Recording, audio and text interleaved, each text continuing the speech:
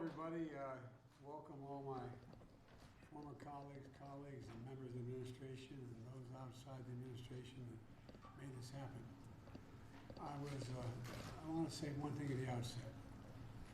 I never thought that, having been in the Senate for so many years, as well as Vice President for 12 years, for 8 years, and President for 4 years, that I we worry about people wanting to erase history, to literally erase history, what we can't read, what we can't write. And what I'm excited about, beyond the specifics of this, we're rewriting history, we're allowing history to be written what happened. So our children, our grandchildren, everybody understands what happened and what could still happen. Matter of fact, something happened here similar recently. And so, you know, I want to thank, especially thanks to Senator Duckworth and Senator Durbin and Representative Badinsky, like Biden-Dinsky. Nikki. By the way, I moved from an Irish neighborhood in Scranton when the cold died, moved down to Delaware. I was the only kid in the neighborhood named it SKI.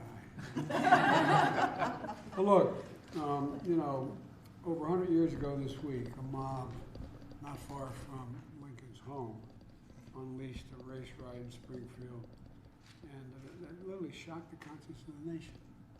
It shocked the conscience of the nation. But these folks worked so hard to make sure, a lot of people forgot it. There was railroad tracks there, there was a lot going on there, and people forgot it, as if, you know, it didn't happen. You listen to some of our colleagues and think, oh, no. We've never had this problem. Well, you know, you're going to continue to have these problems as we talk about the problems we had before and making sure we solve them. It also sparked the creation of the NAACP, the leaders here today, one of the most important organizations, in my view, in this country. By signing this designation for Springfield 1908 Race Riot National Monument, we remind ourselves we have no safe harbor unless we continue to remind people what happened. What happened. It's really important. And I'm you know, as you've heard me say, when I had an operation years ago, the doctor told me what my chances were, and he said, you know, your problem is you're a senator. He said, you're a congenital optimist. Well, I am an optimist. I'm optimistic about this country because you're good people. But we can't let these things fade. And I want to thank the engineering firm that went out and found the remnants of a facility. I want to thank the Catholic Hospital for donating the site that was there to make this happen. And all these people behind me. And by the way, we have a Secretary of Interior who knows what she's doing. She cares a lot about all these things. So I know this may not seem significant to most Americans, but it's important. It's important. And everybody walk by this area and know what happened here, because it can happen again if we don't take care of ourselves and fight for this democracy. So I'm going to sign this, and what I'm going to do, because they didn't want to bring out 99 Biden pens, I'm going to give this first signing to the Secretary, and then I'm going to make sure everyone you get who made this happen, you get a pen, okay? All right.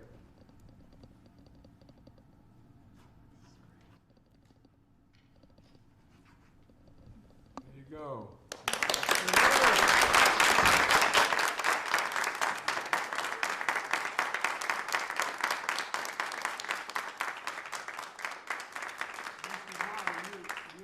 Do this, but Dick, do you want to say anything, or Nikki, you want to say anything, or no, seriously, because you guys work like you started this in 2022, I think. I did, Mr. President. Actually, we started it even before then, but we really gained steam and got it passed out of the Senate, and it's been stuck in the House.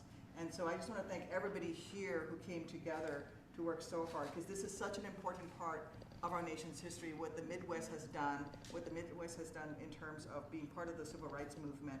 So much of what happened in the South started and was supported through places in Chicago and in Springfield. And I'm so proud that Springfield, Illinois is home to the beginning of the NAACP. Good things can come out of bad things as long as you don't forget what happened. Yes. Thank you, Mr. President. Thank you. Thank you. Thank you.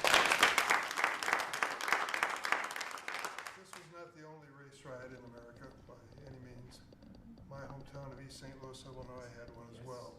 The difference here was it was the home of Abraham Lincoln.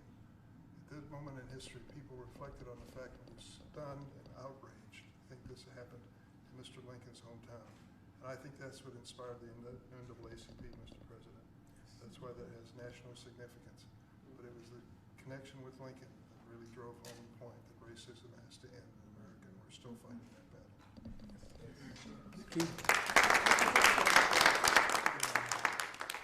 I would just add again an appreciation to you, Mr. President, for honoring this moment in history for Springfield and this just the unanimous support for the community. This is a happy day for us, but that we have so much more work to do in our community and the strive for equality and justice. We still have a lot of work to do. You know, I got involved in politics because of this movement. My state, to its great shame, was a slave state, and when I got elected, I ran to begin to change the nature of the parties. Make a long story short, we're making a lot of progress, but you can never stop. We can give hate no safe harbor. Thank you.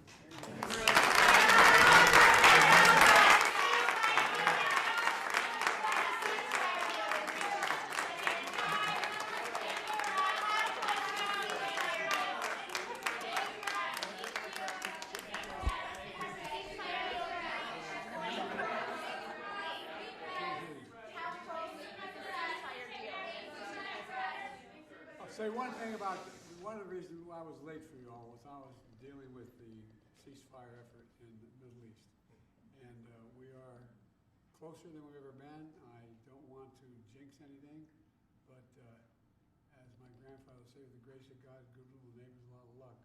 We may have something, but we're not there yet. But it's much, much closer than it was 3 days ago. So keep your fingers crossed. Thank you. Thank you.